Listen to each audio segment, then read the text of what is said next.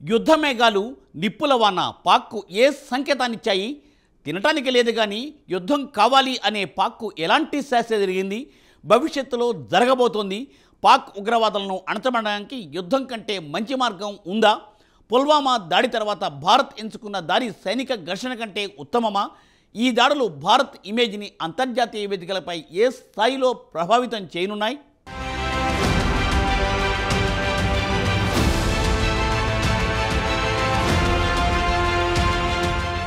పహల్గామ్ ఉగ్రదాడి తర్వాత భారత్ ప్రత్యర్థిపై తన ఆలోచన విధానాన్ని మార్చుకుంది. దశాబ్దాలుగా పాక్ కవ్వింపు చర్యలను ఓర్చుకున్న భారత్ పాకిస్తాన్పై చర్య తీసుకోవడానికి వెనుకడుగు వేయలేదు. ప్రధానమంత్రి నరేంద్ర మోదీ త్రివిధ దళాలకు స్వేచ్ఛాహస్తమిచ్చి ఆపరేషన్ సింధూర్ ద్వారా పాక్ను హడలెత్తించింది. ఇందులో భాగంగా యుద్ధం జరిగితే తమను తాము రక్షించుకోవడానికి మే 7వ తేదీన దేశవ్యాప్తంగా పలు నగరాల్లో మాక్ డ్రిల్స్ నిర్వహించిన విషయం తెలిసిందే. పాకిస్తాన్ నుంచి పెంచి పోషిస్తోన్న ఉగ్రవాదులను, వారి మద్దతుదారులను లేకుండా ఏరివేయడం అత్యవసరంగా భారత్ భావిస్తోంది.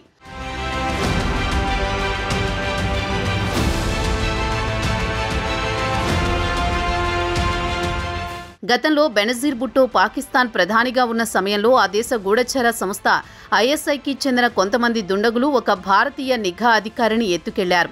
ఆయన తన 3 ఏళ్ల పదవీకాలం ముగించుకుని మరుసటి రోజు భారత్కు తిరిగి రావడానికి సిద్ధమవుతున్న తరుణంలో ఈ ఘటన జరిగింది. తర్వాత ఆ అధికారిని ఐఎస్ఐ రోజుల తరబడి తీవ్రంగా హింసించింది. భారత నిఘా సంస్థ తీవ్రంగా ప్రయత్నించినప్పటికీ అతన్ని బయటకు తీసుకురాలేకపోయింది. అయితే సదరు అధికారి నుంచి ఎలాంటి సమాచారం రాకపోవడంతో ఐఎస్ఐ అతన్ని ఒక కారు ప్రమాదంలో చంపాలని నిర్ణయించుకుంది. భారత అధికారి ఎలా అదృశ్యమయ్యారో న్యూఢిల్లీ భారత నిఘా అధికారులు కనుగొన్నారు. వీరు సదరు అధికారిని వెతకడానికి ఇస్లామాబాద్కు అల్టిమేటం జారీ చేయడంతో అక్కడ అధికారులు హైరానా పడ్డారు. కిడ్నాప్కు గురైన అధికారి సురక్షితంగా రాకపోతే న్యూఢిల్లీలో ఉన్న పాకిస్తాన్ అధికారులకు ఇదే గతి పడుతుందని భారత్ స్పష్టమైన సందేశం బెనజీర్ భుట్టో కార్యాలయానికి అందింది. వెంటనే పాక్ ప్రధాని ఐఎస్ఐకి ఫోన్ చేసి ఎలాంటి షరతులు లేకుండా సదరు అధికారిని విడుదల చేయాలని ఆదేశించింది. అప్పటికే ఆ దుండగులు ఆ అధికారిని కారు లోపల ఉంచి కొండపై నుంచి తోసేసేందుకు చివరి ఆదేశాల కోసం వేచి చూస్తున్నారు. అదే సమయంలో విడుదలకు ఆదేశాలు రావడంతో కిడ్నాప్కు గురైన అధికారి గాయాలతో ఢిల్లీకి తిరిగి వచ్చారు. 1970 కాలం నుంచి వీరికి ఈ మనస్తత్వం బాగా అలవాటైంది. ఆఫ్ఘన్పై సోవియట్ ఆక్రమణ తర్వాత తాము పాలుపోసి పెంచి పోషించిన ముజాహిదీన్ బలం, అమెరికా, సౌదీ అరేబియా, బ్రిటన్ దేశాల నుంచి వచ్చిన ఉదార సాయంతో పాక్ పాలకులు చెలరేగారు. తాము ఏం చేయాలనుకుంటే అది చేయవచ్చని, తమను అడ్డుకునేవారే ఉండరని, దారుణమైన హత్యలకు పాల్పడినా అడిగేవారే ఉండరని దాని మదిలో బాగా నాటుకుపోయింది. భారత్కు వ్యతిరేకంగా ఉగ్రవాదులకు పాకిస్తాన్ చాలా కాలంగా ధైర్యంగా ఆశ్రయం కల్పించడానికి, ఆర్థిక సాయం అందించడానికి, సైనిక సాయం చేయడానికి ఇదే ప్రధాన కారణం.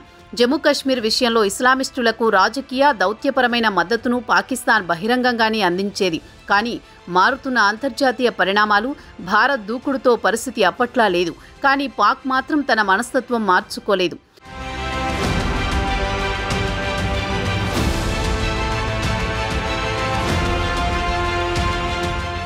మళ్లీ కార్గిల్ యుద్ధం సమయంలో డజన్ల కొద్దీ పాకిస్తాన్ ఆక్రమణదారులను పట్టుకుని ఉరితీశారు. దీనికి సంబంధించిన ఫోటోలు తీయడానికి వీలు లేకుండా అప్పుడు కట్టుదిట్టంగా చర్యలు తీసుకున్నారు. కాబట్టి ఆ సమాచారం బయటకు రాలేదు. ఈ ఘటనపై ఇస్లామాబాద్ ఏమీ చేయలేకపోయింది. ఎందుకంటే కార్గిల్లో ప్రవేశించిన వారు తమవారు కాదని అంతకు ముందే ప్రకటించింది. భారత్ పాక్ భాషను అర్థం చేసుకుంది. పాకిస్తాన్లో ఉన్న డజన్ల కొద్దీ ఉగ్రవాద నాయకులను ఏరివేసేందుకు కట్టుదిట్టమైన ప్రణాళికాబద్ధ రహస్య మిషన్ను ప్రారంభించింది. ఉగ్రవాదులు, నిర్వాహకులు తాము భారత చట్టానికి అతీతులమని, వారికి ఎప్పుడూ ఏమీ జరగదని నమ్ముతూ ఉన్నారు. 2020-24 వరకు అంతర్జాతీయ మీడియా నివేదికల ప్రకారం దాదాపు 20 హత్యలు జరిగాయి. వాటిలో ఎక్కువ భాగం జైషే మహ్మద్, లష్కరే తొయిబాలకు చెందిన టాప్ నాయకులే కావడం గమనార్హం. ఈ 2 సంస్థలను భారత్లో నిషేధించారు. ప్రపంచం కూడా వీటిని ఉగ్రవాద సంస్థలుగా గుర్తించాయి. గల్ఫ్ దేశాల నుంచి ఈ ఆపరేషన్ నిర్వహిస్తున్నారని పాకిస్తాన్ అధికారులు చెబుతున్నట్లు కొన్ని నివేదికలు బయటకొచ్చాయి. ఖలిస్తానీ తీవ్రవాది పరంజీత్ సింగ్ పంజ్వార్ కాల్చి చంపబడ్డాడు. లష్కరే తొయిబా వ్యవస్థాపకుడు హఫీజ్ సయీద్ ఇంటి సమీపంలో కారు బాంబు పేలింది. అతను త్రుటిలో ప్రాణాలతో బయటపడ్డాడు.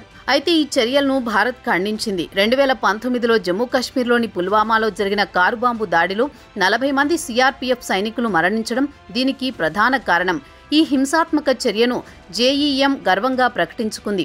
ఈ ఈ అల్లకల్లోలం ఉగ్రవాదంపై యుద్ధాన్ని శత్రువు మధ్యలోనే తీసుకువెళ్లాలని భారత భద్రతా సంస్థలను ముందడుగు వేసేలా చేసి ఉంటుంది.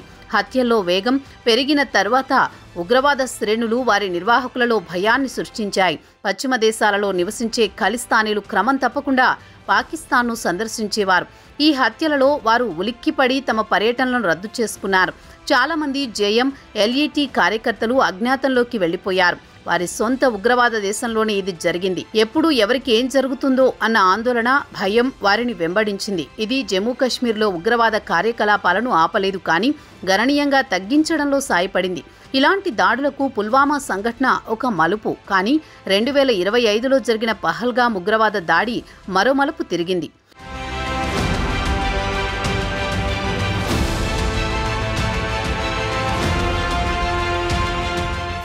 పహల్గామ్ ప్రతీకార చర్యకు భారత సైన్యం ఆపరేషన్ సింధూర్ పేరుతో విరుచుకుపడిన తీరు చూసి పాకిస్తాన్ నాయకులు సైన్యం తీవ్ర భయాందోళనకు గురవుతున్నారు.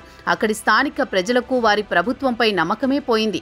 అయినప్పటికీ పాకిస్తాన్ నుండి పదే పదే అణుదాడి బెదిరింపులు వస్తున్నాయి. ఈ బెదిరింపు వెనుక చాలా కారణాలు ఉన్నాయి. ప్రధాన కారణాలలో ఒకటి, పాకిస్తాన్కు వెళ్లే సింధు నదీ నీటిని భారత్ నిలిపివేసింది. రెండవ కారణం పాకిస్తాన్ ఆర్థిక పరిస్థితి. యుద్ధం చేయడానికి సరిపోకపోవడం. పాకిస్తాన్లో పరిస్థితి చాలా దారుణంగా ఉంది. అక్కడ నిత్యావసరాల ధరలు ఆకాశాన్ని అంటుతున్నాయి. భారతదేశంలో గోధుమ పిండి ధర సాధారణంగా 40 రూపాయల నుండి 65 రూపాయల వరకు ఉంటుంది. దీనికి విరుద్ధంగా పాకిస్తాన్లో పరిస్థితి దారుణంగా తయారైంది. పాకిస్తాన్ ఆన్లైన్ డెలివరీ కిరాణా యాప్లో భారతదేశానికి ఆనుకుని ఉన్న పాకిస్తాన్లోని లాహోర్ నగరంలో 5 కిలోల పిండి 615, అంటే కిలో గోధుమ పిండి అక్షరాల 123 రూపాయలకు చేరుకుంది. పహల్గామ్ దాడి తర్వాత 1960లో సంతకం చేసిన సింధు జల ఒప్పందాన్ని భారత్ రద్దు చేసింది. దీని కారణంగా పాకిస్తాన్కు వెళ్లే నీటిని భారత్ నిలిపివేసింది. పాకిస్తాన్ వ్యవసాయంలో 80% సింధు నదీ నీటితోనే సాగు చేయడం జరుగుతుంది.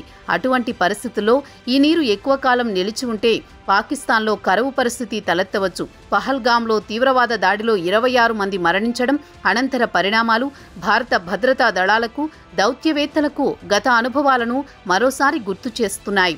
2016లో యూరీలో 19 మంది భారతీయ సైనికుల్ని చంపేసినప్పుడు వాస్తవాధీన రేఖను దాటి మిలిటెంట్ స్థావరాలపై భారత్ సర్జికల్ స్ట్రైక్స్ చేసింది. 2019లో పుల్వామాలో బాంబు దాడుల్లో 40 మంది భారతీయ పారామిలిటరీ సిబ్బంది ప్రాణాలు కోల్పోయారు. దీనికి ప్రతిగా భారత్ బాలాకోట్లో వైమానిక దాడులు చేసింది. 1971 తర్వాత భారత్ పాకిస్తాన్లో ఇలాంటి చర్య తీసుకోవడం మొదటిసారి. దీంతో పాకిస్తాన్ కూడా ప్రతీకార చర్యలకు దిగడం వైమానిక యుద్ధానికి దారితీసింది.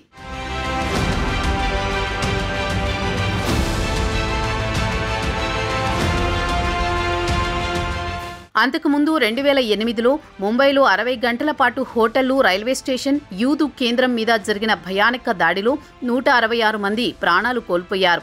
దాడులు జరిగిన ప్రతిసారి దాడులకు పాకిస్తాన్లోని మిలిటెంట్ సంస్థలదే బాధ్యత అని భారత్ ఆరోపించేది. ఇస్లామాబాద్ వారికి మద్దతు ఇస్తోందని చెప్పేది.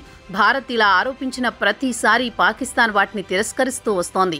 2016 నుంచి ప్రత్యేకించి 2019 వైమానిక దాడుల తర్వాత భారత్ వైఖరి కూడా నాటకీయంగా మారుతూ వస్తోంది. సరిహద్దులను దాటి భారత్ చేస్తోన్న వైమానిక దాడులు, సర్జికల్ దాడులు కొత్త విధానంగా మారాయి. దీనిపై పాకిస్తాన్ కూడా ఎదురుదాడి జరుగుతోంది. ఇక ఇది ఇప్పటికే ఉన్న అస్థిరతను మరింత తీవ్రతరం చేస్తోంది. పహల్గామ్లో జరిగిన దాడిలో పుల్వామా తరహా పద్ధతి, ముంబై తరహా అంశాలు ఎక్కువగా ఉన్నాయని అర్థమవుతోంది. భారత్కు చెందిన ప్రజా, సైనిక విమానాలు పాక్ గగనతలంలోకి రాకుండా ఇస్లామాబాద్ ఆంక్షలు విధించిన తర్వాత ఢిల్లీ కూడా అదే రీతిలో స్పందించింది. భారత్ నిర్ణయాలకు బదులుగా పాకిస్తాన్ కూడా వీసాలను రద్దు చేయడంతో పాటు 1972లో భారత్తో చేసుకున్న శాంతి ఒప్పందాన్ని రద్దు చేసుకుంది.